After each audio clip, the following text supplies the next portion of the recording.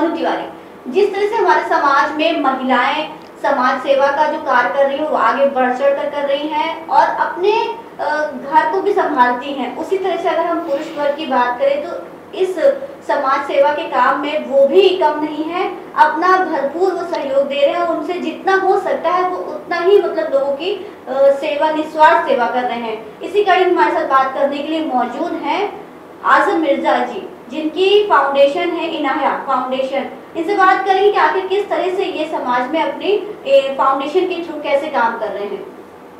नमस्ते। सबसे पहले तो हमारे चैनल में आपका बहुत बहुत स्वागत है। Thank you. आपने जो फाउंडेशन स्टार्ट की है तो ये क्या मोटिव इसका है? इसका मैम मोटिव यही है कि जैसे खाना जो वेस्ट होता था, फूड जिसको हम लोग शादी पार्टी में, मतलब ऐसा जनरली हम लोग सबसे ज़्यादा फूड्स को हम हिंदुस्तान में पकाया जाता है और मतलब कंज्यूम किया जाता है। तो इसी तरह खाने शादी पार्टी में होती है तो फूड का वेस्टेज भी बहुत होता है क्योंकि सब ले लेते हैं का, और कुछ ऐसी वर्ग विशेष भी है जहाँ पर इन खानाओं को मतलब कहीं कहीं खाना नहीं मिलता है किन किन लोगों को। तो हम लोगों का काम यही है, मोटिव जो बोलना चाहिए वो यही है सिर्फ कि जो बचा हुआ फूड है वो हम लोग इस तरीके से लोगों को जागरूकता लाए कि उनके लिए भी हम लोग थोड़ा सी बचा लें। तो कैसे मतलब आप क्या पार्टी में जाते हैं या फिर किसी इवेंट्स में जाते हैं, वहाँ पे जो फूड वेस्ट बचता है तो उसको मतलब आप खुद उनसे कांटेक्ट करते हैं कि जो भी फूड बचा आपके नहीं काम आ रहा तो वो हमें दे दीजिए? जी मैम, बिल्कुल इसी तरह से हम लोग काम करते हैं कि जैसे कहीं शादी पार्टी होती है वहाँ पर कुछ फूड्स बच जाते हैं, जो जानते हैं हमारे को वो बिल्कुल हमें कॉल करते हैं और कॉल कर कर हमें बताते हैं कि इतना कुछ समथिंग बच गया है तो आप लोग इसको डिस्ट्रीब्यूट करा दीजिए, तो हम लोग वहाँ से डिस्ट्रीब्यूट करवा देते हैं उसको। इसके अलावा किस तरह से? इसके अलावा हम लोग एजुकेशन पे ज़्यादा इंपॉर्टेंस देते हैं, जिसको हम लोग क्वालिटी एजुकेशन के नाम देते हैं।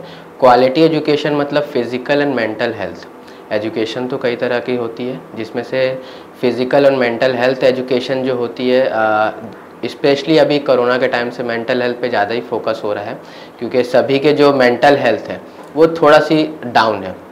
तो मेंटल हेल्थ पे हम लोग वर्क करते हैं और कुछ सेमिनार्स वगैरह एज अ मोटिवेशनल स्पीकर्स के रूप में हम लोग मोटिवेशन और क्वालिटी एजुकेशन पे काम कर रहे हैं। सर, आपने अपनी एनजीओ के बारे में बताया कि किस तरह से काम कर रही है, आप अपने बारे में कुछ बताएं हमें। मैं अभी जस्ट बोलना चाहिए ग्रेजुएट किया हुआ हूँ 2022 फूड प्रोसेसिंग एंड टेक्नोलॉजी पे। फूड प्रोसेसिंग एक मतलब बोलना चाहिए फूड का ही सब्जेक्ट है। जैसे आप लोग खाना वगैरह सब खाते हैं तो पैकेज्ड आइटम मिलता है, वो सब हम ही जैसे फूड प्रोसेसर के द्वारा बनाया जाता है। तो इस पे ग्रेजुएशन किया हुआ हूँ और अभी कंटिन्यू पढ़ाई चल रही है मेरी। आगे की क्या प्लानिंग है सर? आगे की सर मैम ये प्लानिंग है कि किस पर्पस मतलब मेरे लिए? पढ़ाई के लिए। अच्छा, मेरी पढ़ाई के लिए, ठीक।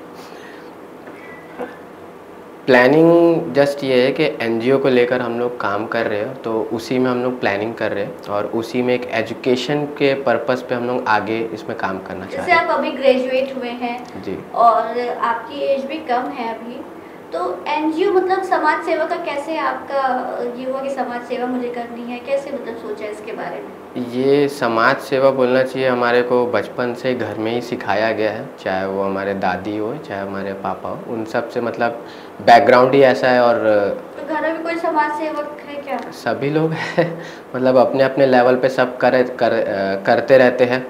इनफैक्ट हमको शुरू से सिखाया गया कि अपने लिए कर रहे हो साथ में उन लोगों के लिए भी करो जिनको तुम नहीं जानते हो। तो ऐसी प्रेरणा स्रोत तो घर से ही मिलती है। एनजीओ जो आपकी वर्क कर रही है ये बेसिकली यहीं बिलासपुर में भी है या इसकी और भी ब्रांचेस आपकी हैं? बिलासपुर में है और रायपुर में है और हम लोग इसको ऑल ओवर छत्तीसगढ़ में भी चालू करने की कोशिश में लगे हैं। एनजीओ आपकी काम कर रही है जो खाने पे जिनको नीड होती है, जो नहीं उनको खाना मिल पाता, उस पर वर्क कर रही है। इसके साथ में आपने पढ़ाई की बात कही कि पढ़ाई से रिलेटेड भी हम काम कर रहे हैं। उसके अलावा और जैसे कोई भी जैसे जिसको हेल्प की रहती है रिक्वायरमेंट, तो उसकी भी आप हेल्प करते हैं? हाँ मैम, समाज सेवा का एक मतलब बोलना चाहिए इम्पैक्ट मतलब हमको बाद में पता चला कि मतलब एक ये प्रोसेस जो एनजीओ का वो जनरली लोगों को नहीं पता है कि आप किसी भी सेक्टर पे काम करो, आप एनजीओ मतलब आपको हर सेक्टर में समाज सेवा के सेक्टर में काम करना ही पड़ता है। आपने अपने बारे में बताया, अपनी एनजीओ के बारे में बताया। आपकी एनजीओ जो इनाया फाउंडेशन इसका नाम है, तो इसका क्या मोटिव है ये नाम रखने का? इसका मतलब होता है हेल्प। एक्चुअली में वो इनायत है, लेकिन सम पेपर वर्क्स में जो बोलना चाहिए कुछ वर्ड्स का ऑलरेडी टेकन हो चुका था, जिस वजह से हम लोग इनाया रखे। क्योंकि वर्ड मतलब नाम का कोई मतलब नहीं होता, काम का मतलब होता है, तो इसलिए हम लोग नाम को हा की जगह टा की जगह हा कर दिए बस।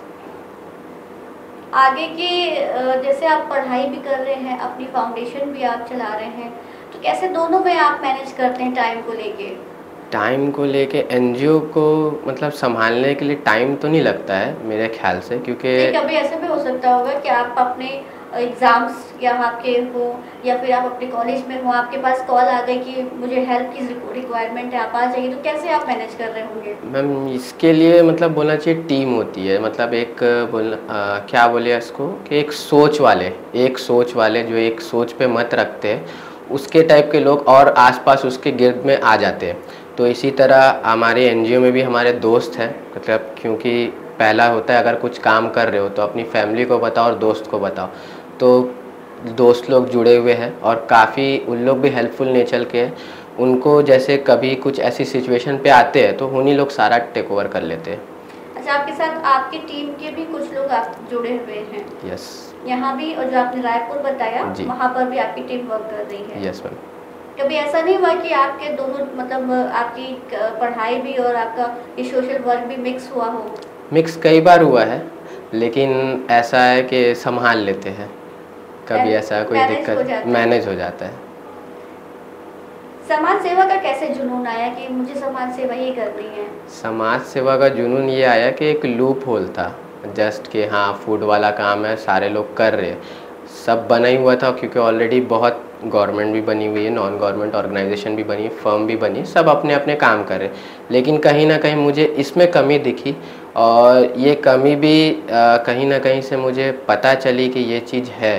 तो हमने देखा कि चलो करते हैं, कर रहे होंगे, लेकिन इसमें कोई काम प्रतिक्रिया नहीं हो रही थी। तो हम लोगों ने इसको खुद स्टेप आगे बढ़ाया अपने और इस पे काम कर रहे हैं। सर, अगर देखा जाए तो बहुत सारे ऐसे एनजीओ हैं आपकी तरह भी, लेकिन आपके एनजीओ में क्या क्वालिटी है? हमारे एनजीओ में बोलना चाहिए क्वालिटी तो मतलब सारी एनजीओज़ में है, सब एक से बढ़कर एक काम कर रहे हैं, बेटर उनके पास माइंडसेट है, बेटर टीम है। हमारे में क्वालिटी बस ये है कि हम लोग समाज सेवा के टाइम पे सिर्फ समाज सेवा करते हैं। आज के दौर में देखा जाए तो अगर आपके एज के जो लोग हैं वो अलग ही मतलब रूप में जा रहे हैं, तो फिर वो बर्बाद हो रहे हैं, या फिर वो डिसाइड नहीं कर पाते कि हमें करना क्या है, उनके लिए क्या कहना चाहेंगे? उनके लिए बस यही कहना चाहेंगे कि पढ़ो, और पढ़ने के साथ आपको जितना नॉलेज हो सके उतना गेन करते जाओ, क्योंकि नॉलेज ही आपको कहीं ना कहीं एक स्थान दिलाएगा और बेटर से बेटर अपॉर्चुनिटी नॉलेज की वजह से ही आपको मिलेगी। थैंक यू सो मच हमसे खास बातचीत के लिए। Thank you. तो ये हमारे साथ आज़म मिर्ज़ा जी, जो समाज में अपनी इनाया फाउंडेशन के थ्रू काम कर रहे हैं, और इनसे जो भी लोग इनसे हेल्प चाहते हैं तो ये अपनी पढ़ाई और अपने जो काम को लेकर बखूबी मतलब तालमेल बैठा लेते हैं। और इन्होंने अपने बारे में बताया कि आगे इनकी क्या प्लानिंग है और इनके एनजीओ की भी क्या प्लानिंग है, इसके बारे में भी इन्होंने बताया। आप हमारे चैनल को ऐसे ही खास वीडियोस और इंटरव्यूज देखने के लिए हमारे चैनल को ज़रूर सब्सक्राइब कीजिए। देश विदेश की खबरों को देखने के लिए हमारे चैनल रोशनी न्यूज़ को सब्सक्राइब कीजिए और बेल आइकन दबाना ना भूलिएगा।